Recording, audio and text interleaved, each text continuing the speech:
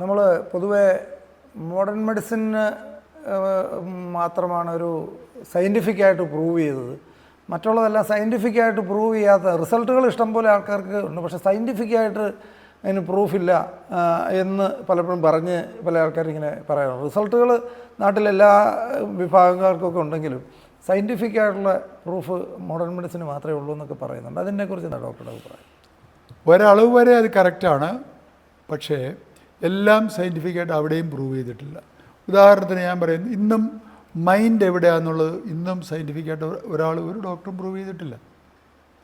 രണ്ടാമത്തെ കാര്യം, ഒരു പെയിൻ കില്ലർ നമ്മൾ പാരസെറ്റമോൾ കൊടുക്കുന്നു, സൈക്ലോഫെൻ കൊടുക്കുന്നു, ഇതെവിടെയും എക്സാക്ട്ലി വർക്ക് ചെയ്യുന്ന ഇന്നും മോഡേൺ മെഡിസിനിൽ അറിയില്ല, ഇന്നും അറിയില്ല.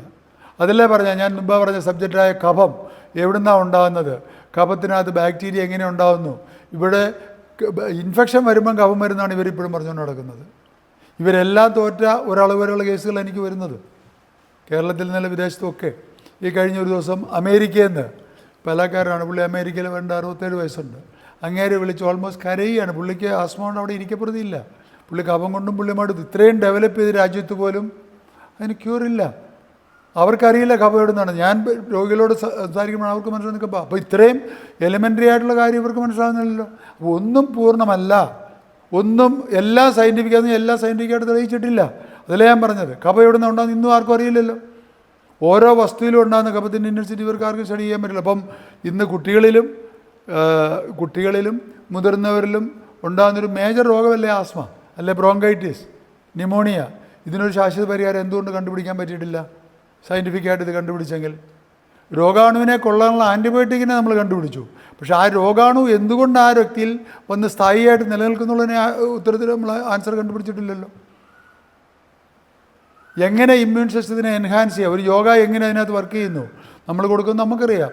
ഞാൻ എൻ്റെ രോഗികളോട് പറയാറുണ്ട്, ഒരു അഡൽസിനൊക്കെ ഒരു ക്യൂറിലേക്ക് വരാനും കിട്ടിയ ക്യൂർ ശാശ്വതമാക്കാനും അത് മെയിൻറ്റെയിൻ ചെയ്ത് ലൈഫ് ടൈം കൊണ്ടുപോകാനും യോഗ പോലെ നല്ലൊരു ടൂൾ ഇന്നും ഞാൻ കണ്ടുപിടിച്ചിട്ടില്ല. അതിൻ്റെ ഇൻട്രിക്കേറ്റ് മെക്കാനിസത്തിന് ഒത്തിരി പൊട്ടൻഷ്യലുണ്ട് നമുക്ക് റിസർച്ച് ചെയ്യാൻ. അത് വളരെ ഡെപ്തിൽ സെല്ലുലാർ ലെവലിൽ, എനർജി ലെവല്, മൈറ്റോകോൺട്രിയൽ ലെവലിലൊക്കെ അതിനകത്ത് റിസർച്ച് ചെയ്യണം. ഇനിയും ഒത്തിരി പൊട്ടൻഷ്യൽ കിടപ്പുണ്ട്. അതുകൊണ്ട് അതിനകത്തൊന്നും കാര്യമായ റിസർച്ച് നമ്മൾ നടത്തിയിട്ടില്ല. അതിനകത്തുള്ള ഫൈൻഡിങ്സ് ഇല്ല. എന്തിനാ പറയുക, ബേസിക്കായിട്ടുള്ള കഫം പോലും കണ്ടുപിടിക്കാത്തൊരു സംഗതിയിൽ നമ്മൾ എല്ലാം സയൻറ്റിഫിക് എന്ന് പറഞ്ഞിട്ട് കാര്യമൊന്നുമില്ല. ഇതെല്ലാം ഇവോൾവ് ചെയ്തുകൊണ്ടിരിക്കുകയാണ്. ഇന്ന് പറയുന്ന സംഗതി നാളെ, അതുപോലെ തന്നെ നമ്മൾ മെഡിസിനെ പറ്റി പറയാം. എന്തെല്ലാം മരുന്നുകൾ അലോപ്പതിക്ക് വൈദ്യശാസ്ത്രം കണ്ടുപിടിച്ചിട്ട് അടുത്ത വർഷം തന്നെ അത് നമ്മൾ തോട്ടിക്കളഞ്ഞിട്ടുണ്ട്. കാരണം അതിൻ്റെ സൈഡ് ഇഫക്റ്റും ഉണ്ട്. പക്ഷേ ഒരു കാര്യം ഞാനിവിടെ തർപ്പിച്ച് പറയാം, ഹോമിയോപ്പതി വൈദ്യശാസ്ത്രത്തിൽ ഏതാണ്ട് 4000 അടുത്ത് മരുന്നുകളുണ്ട്. ഞാൻ അതിനെ ഏറ്റവും ഇഷ്ടപ്പെടുന്നൊരു കാര്യം, the first drug is still one of the best drug. Cinchona എന്ന് പറയുന്ന മരുന്നാണ് അതിനകത്ത് ആദ്യം ഉൽപ്പാദിപ്പിച്ചത്. ഇന്നും അത് ഇഫക്റ്റീവ് മെഡിസിനാണ്. കാരണം മലേറിയ എന്ന് പറയുന്ന രോഗത്തിന് എനിക്ക് തന്നെ പേഴ്സണൽ അനുഭവങ്ങൾ, വളരെ എഫക്റ്റീവായിട്ടുള്ളൊരു മെഡിസിനാണത്. ഒരു മരുന്നുകൾ പോലും കളയേണ്ടി വന്നിട്ടില്ല. അതിൻ്റെ method of derivation of the medicine power ഡിഫറെൻ്റാണ്. അതുകൊണ്ടാണ് സൈഡ് ഇഫക്റ്റുകൾ ഉണ്ടാകുന്നത്. അതിന് ചിലർ കളിയാക്കി പറയും ഇഫക്റ്റീവ് ഇല്ല, സൈഡ് ഇഫക്റ്റീവ് ഇല്ലെന്ന്. പക്ഷേ അതുകൊണ്ടാണ് ഞാൻ പറയുന്നത്, ഒരു വൈദ്യശാസ്ത്രവും പൂർണ്ണമല്ല, ഒന്നും ഫുള്ളി സയൻറ്റിഫിക്കായിട്ട് പ്രൂവ് ചെയ്തിട്ടില്ല. പിന്നെ ഒരു നാനോ മെത്തേഡിലാണ് ഹോമിയോപ്പതി വർക്ക് ചെയ്യുന്നത് ഞാൻ വിശ്വസിക്കുന്നത്.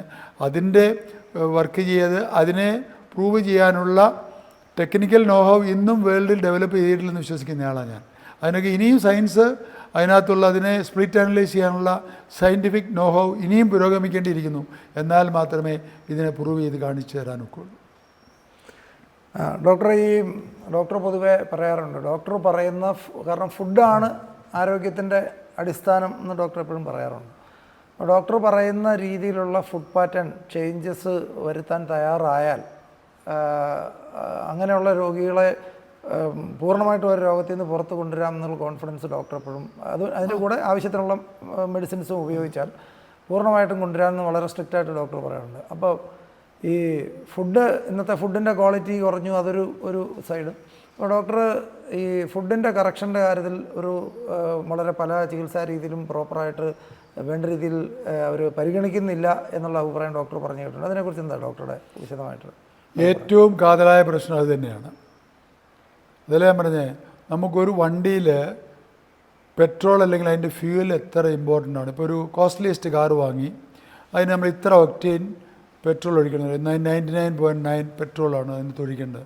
അതിനകത്ത് 99 കിട്ടിയില്ല, ഞാൻ കുറച്ച് മണ്ണെണ്ണയാണ് കിട്ടി, അതാ ഞാൻ ഒഴിച്ചു. ഫ്യൂവൽ ഒഴിച്ചെന്ന് പറഞ്ഞിട്ട് കാര്യമില്ല. യഥാർത്ഥ പെട്രോൾ അതിൻ്റെ ക്വാളിറ്റിയും ക്വാണ്ടിറ്റിയും കറക്റ്റ് ആയിരിക്കണം. ഏവിയേഷൻ ഫ്യൂവൽ നമുക്കറിയാം ഡിഫറൻ്റ് ആണ്. എന്ന് പറയുന്ന പോലെ രോഗാവസ്ഥയിലും ആരോഗ്യാവസ്ഥയിലും നമ്മൾ ഫുഡിൻ്റെ ക്വാളിറ്റി വളരെ ശ്രദ്ധിക്കേണ്ട ഒരു വിഷയമാണ്. എൻ്റെ ലൈഫിലെ ചികിത്സാ സക്സസിൻ്റെ 50% ഈ ഫുഡിൻ്റെ ബേസിലാണ് ഞാൻ ഇപ്പോൾ പോകുന്നത്. കാരണം അത് കറക്റ്റ് ചെയ്താൽ തന്നെ 50% രോഗം മാറി. പ്രത്യേകിച്ച് ഞാൻ ഏറ്റവും കൂടുതൽ ട്രീറ്റ് ചെയ്യുന്ന ആസ്മ അലർജി രോഗങ്ങളിൽ കുട്ടികളിലൊക്കെ നോക്കി നിൽക്കുമ്പോൾ ഒരു മാസം കൊണ്ടൊക്കെ നമുക്ക് ഈ റിസൾട്ട് വരുന്നത്. ഇൻപുട്ട് ഔട്ട്പുട്ട് തിയറി എന്ന് ഞാൻ പറയുന്നത്. നമുക്ക് ഇൻപുട്ട് എന്ന് പറയുന്നത് വായിക്കൂടെ പോകുന്ന രണ്ടെണ്ണമാണ്. ഒന്ന് കുടിക്കുന്നതും ഒന്ന് കഴിക്കുന്നതും. ഔട്ട്പുട്ട് എന്ന് പറയുന്നത് രണ്ടെണ്ണമാണ്. ഒന്ന് രോഗവും ഒന്ന് പിന്നെ ഹെൽത്തും. നമുക്ക് ഹെൽത്ത് വേണോ കറക്റ്റ് ഇൻപുട്ട്, ഡിസീസ് വേണോ ഏത് ഇൻപുട്ട്. അതാണ് മനുഷ്യൻ 90% ആൾക്കാർ ചെയ്തുകൊണ്ട് 95% ചെയ്തുകൊണ്ടിരിക്കുന്ന അതാണ്. കൈ കിട്ടുന്നതെല്ലാം നമ്മൾ വലിച്ചു വാരി തിന്നുകയാണ്. അതിനകത്ത് നമ്മളതിൻ്റെ ക്വാളിറ്റിയോ ഒരു അസസ്മെൻറ്റോ ക്വാണ്ടിറ്റിയെ പറ്റി ഒരു കൺട്രോളും ഇല്ല. നമ്മൾ കയറി ഇറങ്ങി 2 മണിക്കൂർ 1 മണിക്കൂർ കൂടുമ്പോൾ എല്ലാം മഞ്ച് ചെയ്തുകൊണ്ടിരിക്കുകയാണ്. അല്ലെങ്കിൽ ഒരു TV കാണുമ്പോഴെല്ലാം നമ്മളിത് കുറിച്ചുകൊണ്ടിരിക്കുകയാണ്. അപ്പോൾ വളരെ സ്ട്രിക്റ്റായിട്ടുള്ള ഒരു ഗൈഡ് ലൈൻസാണ് നമ്മൾ ചികിത്സയിൽ ഭക്ഷണത്തെ പറ്റി കൊടുക്കുന്നത്. അതുകൊണ്ട് മാത്രമാണ് സക്സസ് കിട്ടുന്നത്. അതില്ലാതെ എൻ്റെ നോട്ടത്തിൽ ആരോഗ്യം മെയിൻറ്റെയിൻ ചെയ്യണമെങ്കിൽ പോലും ഫുഡ് കറക്റ്റ് ആയിരിക്കണം. പിന്നെയല്ലേ രോഗത്തിൻ്റെ. അപ്പോൾ അതിനകത്ത് എൻ്റെ അറിവിൽ ഹോമിയോപ്പതിയും യോഗോപ്പതിയിലാകട്ടെ ആയുർവേദത്തിലാകട്ടെ പിന്നെ അലോപ്പതിയിലാകട്ടെ ഒരു കാര്യമായ ഒരു ട്രെയിനിങ്ങും കൊടുക്കുന്നില്ല. ഇവിടെ എല്ലാ സ്ഥലങ്ങളിലും ഇത് ഫെയിലറാണ്. കാരണം എൻ്റെ അടുത്ത് വരുന്നൊരു ആവറേജ് പേഷ്യൻ്റ് അലോപ്പതി, ഹോമിയോപ്പതി, ആയുർവേദം, സിദ്ധ ഇതെല്ലാം കഴിഞ്ഞ് വരുന്നവർ. ഇൻട്രസ്റ്റിംഗ് ആണത്. ഞാൻ ചോദിക്കാറുണ്ട്. അവിടെയാണ് almost it is my contribution. ഓരോ രോഗത്തിനും അനുസരിച്ചുള്ള കറക്റ്റ് ആ സ്ലോട്ട് അവരുടെ ഫുഡ് കറക്റ്റ് ആയിരിക്കണം.